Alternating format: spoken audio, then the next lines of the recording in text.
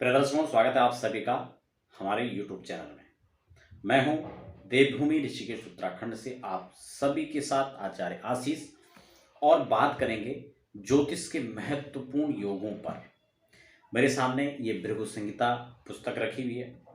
भृगु संहिता के आधार पर मैं आपको बताऊंगा जितने भी जातक हैं उनकी कुंडली में सूर्य, चंद्र, मंगल, बुध, बृहस्पति, शुक्र, शनि, राहु और केतु कहाँ कहाँ बैठे हैं और उनका फल क्या रहेगा।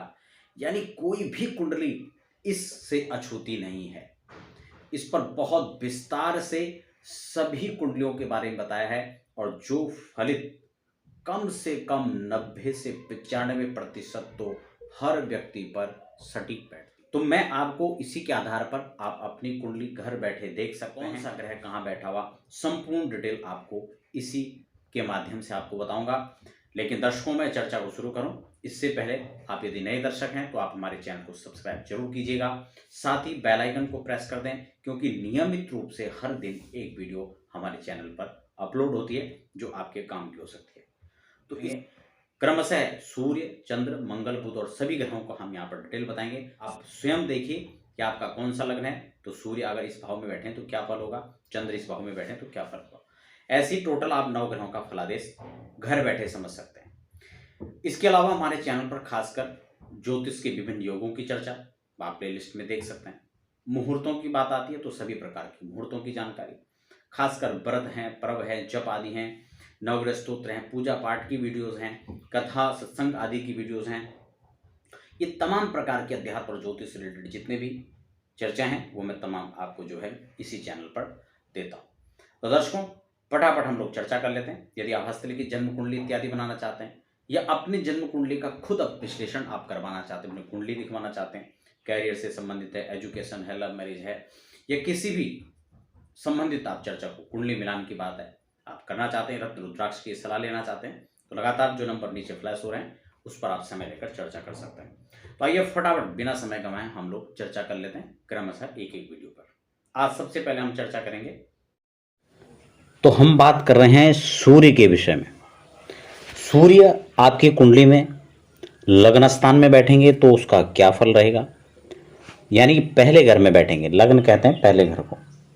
अगर दूसरे घर में बैठते हैं यानी आपकी जन्म कुंडली के अंदर अगर सेकंड हाउस में जो है सूर्य है तो उसका क्या फल रहेगा, थर्ड हाउस में तो क्या रहेगा। इसी प्रकार से आप अपने अपनी कुंडली में इन फलादेश को देख सकते हैं। मैं क्रमशः आपको इसका फलादेश बताऊंगा। तो मैं सबसे पहले आपको एक चीज यहां पर ये बताता हूं कि सूर्य किस चीज का परिचायक है, सूर्य की जो परिभाषाएं हैं या सूर्य के बारे में जो उनका परिचय है ये हम लोग जान लेते हैं। साथ ही साथ उपाय भी मैं आपको बताऊंगा। यदि सूर्य आपकी कुंडली में किसी प्रकार से अनुकूल फल नहीं दे रहा है, चाहे वो जन्म कुंडली के हिसाब से हो या ग्रह गोचर की स्थिति के हिसाब से हो, क्योंकि हम लोग सूर्य के गोचर पर भी हम लोग जो है उसको विचार करते हैं, उसका विचार करना भी चाहिए।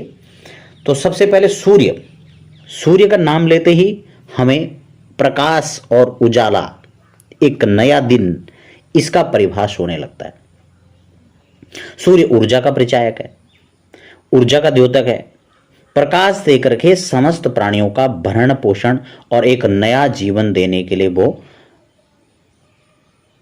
सबको जो है नया जीवन देते हैं, नया कुछ करने के लिए प्रेरणा देते हैं और प्रतिदिन संघर्ष, प्रतिदिन पुरुषार्थ करने के लिए भी भगवान सूर्य आपको प्रेरित करते हैं। सूर्य के अधिदेवता भगवान विष्णु हैं। सूर्य से ही विश्वात्मा का प्रतिनिधित्व होता है। यह उदार हैं, परम कृपालु हैं, परम तेजस्वी शासक हैं। 9 ग्रहों में अगर देखा जाए तो सूर्य को परम तेजस्वी माना गया है। इसीलिए मैंने एक वीडियो गुरुअस्त और शुक्रास्त पर बनाई है, आप उसको जरूर जाकर के देखें। उस पर जो है तमाम प्रकार से, क्योंकि सूर्य के साथ जब ये आते हैं ग्रह तो ये अस्त हो जाते हैं, तो इनका प्रभाव, ये प्रभावहीन कहीं ना कहीं हो जाते हैं। सूर्य एक ऐसे ग्रह हैं या ऐसे देवता हैं या ऐसे भगवान हैं जो न्याय करते हैं और अज्ञानता का हरण करते हैं, सत्य असत्य का जिनको पूरा ज्ञान है। यही जो है सूर्य जगत नियंता के चारों ओर चक्कर लगाते हैं। और कभी भी अपना पथ नहीं बदलते हैं। इसका संचालन करने वाला भगवान ब्रह्मा, जो गुरु की पदवी जिनको प्राप्त है, ऐसे जो हैं परम तेजस्वी की जो है ये उनके संचालन में जो है चलते हैं। अगर बात हम करें कि इनके जो सूर्य किसी की कुंडली में अगर अच्छा नहीं है तो हमें उपाय क्या करना चाहिए, ऐसे लोगों को सबसे पहले भगवान विष्णु की उपासना करनी चाहिए। विष्णु सहस्त्र नाम का पाठ है, कवच आदि का पाठ है, और आदित्य हृदय स्तोत्र जो बहुत प्रभावशाली स्तोत्र है। मैं आपको उसके लिए एक वीडियो अध्यात्म और ज्योतिष चैनल पर पहले से बनी हुई है, आप उसको जरूर जाकर देखें, क्योंकि वहाँ पर मैंने आपको पाठ के साथ साथ बड़े उच्चारण, अच्छे उच्चारण के साथ धीरे धीरे पाठ करने का तरीका इत्यादि भी आपको बताया, तो आप उसका लाभ ले सकते हैं। अब हम जो है तीसरे घर में सूर्य जब बैठेंगे तो ऐसी स्थिति में क्या फलादेश यहाँ पर रहने वाला है। यानी तृतीय भाव में जब सूर्य बैठे हैं तो यहाँ पर मेष लग्न के हिसाब से यहाँ पर तीसरे भाव में तीसरी राशि रहेगी, यानी मिथुन राशि पर जाकर के यहाँ पर सूर्य बैठ रहे हैं। अगर हम भावात्मक हिसाब से भी यहाँ पर चर्चा करें तो तीसरे भाव में जब सूर्य यहाँ पर बैठ रहे हैं, आप अपनी कुंडली उठाकर देख सकते हैं और इसको समझ सकते हैं कि ये पराक्रम भाव में बैठा हुआ है, क्योंकि तीसरे घर को हम लोग पराक्रम का स्थान मानते हैं। भाई का स्थान, भाई बहनों के लिए भी हम इसी स्थान से विचार किया करते हैं। और अपनी मित्र की राशि, क्योंकि बुध के साथ मैत्री संबंध जो है सूर्य का है, तो इसलिए मित्र की राशि में जब बैठे हुए हैं तो यहाँ पर ये काफ़ी अच्छा फल देगा। किस किस रूप में देगा, क्योंकि यहाँ पर विद्या बुद्धि के अंदर जो है बड़ी भारी शक्ति यहाँ पर मिल सकती है। और साथ ही साथ यहाँ पर तीसरे स्थान पर जब भी कोई उष्ण प्रवृत्ति का कोई ग्रह बैठता है, कोई गर्म प्रवृत्ति का ग्रह बैठता है, तो उसको इस स्थान मात्र में बैठने से शक्ति प्रदान हो जाती है, वो और भी शक्तिशाली ऐसे में बन जाता है। अर्थात कहने का मतलब है कि इसका प्रभाव यहाँ पर और अच्छा रहेगा। भाई बहनों के संबंध की बात करें तो बड़े विवेक के साथ यहाँ पर ये फैसला लेने में सक्षम रहेगा।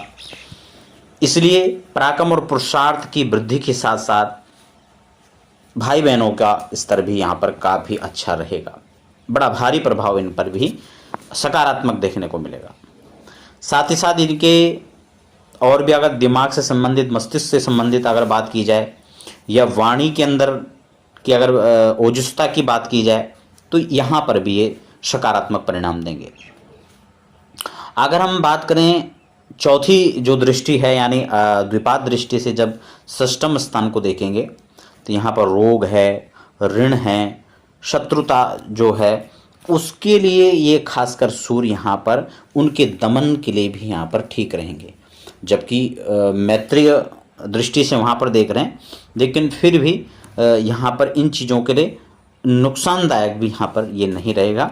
इसके लिए हमें थोड़ा जन्म कुंडली के अतिरिक्त, ये तो भाव के हिसाब से, और जन्म कुंडली का पूरा विश्लेषण और प्लस जो है हमें गोचर ग्रहों की स्थिति पर भी इसके लिए विचार कर लेना चाहिए। तो ये जो है षष्ठम स्थान से संबंधित। अब हम इसकी सप्तम दृष्टि की बात करें तो ये भाग्य स्थान पर जाकर पड़ेगी, यानी 9वें स्थान पर।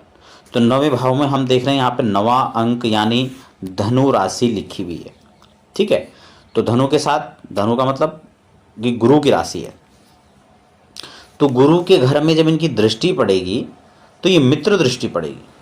तो यहाँ पर धर्म कर्म का स्थान है, धर्म का स्थान माना जाता है।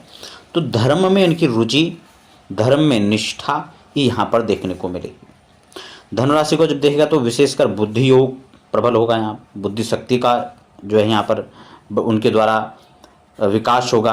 भाग्य में वृद्धि होगी, क्योंकि भाग्य स्थान है।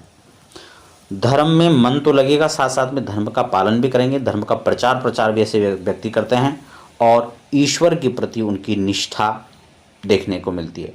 साथ ही बड़ों का सम्मान, गुरुओं का सम्मान, ब्राह्मणों का सम्मान, कि ऐसे व्यक्ति यहाँ पर किया करते हैं। कुल मिला के ये देखा जाए तो ये यहाँ पर सकारात्मक फल देने में काफ़ी सक्षम है। तो दर्शकों, ये थी आज तृतीय भाव से संबंधित सूर्य की चर्चा। हम अगली वीडियो में कर्क राशि यानी चतुर्थ भाव, पंचम भाव, इसी प्रकार से क्रमशः हम सभी ग्रहों की चर्चा करेंगे। तो आप प्लेलिस्ट में जाकर के देख सकते हैं, अलग अलग ग्रहों के लिए अलग अलग फोल्डर बने हुए हैं, आप उनमें जाकर देख सकते हैं कि आपका सूर्य कौन से भाव में बैठा हुआ तो कौन सा किस प्रकार से फल देगा। दर्शकों बने रहे हमारे साथ। आप सभी का धन्यवाद।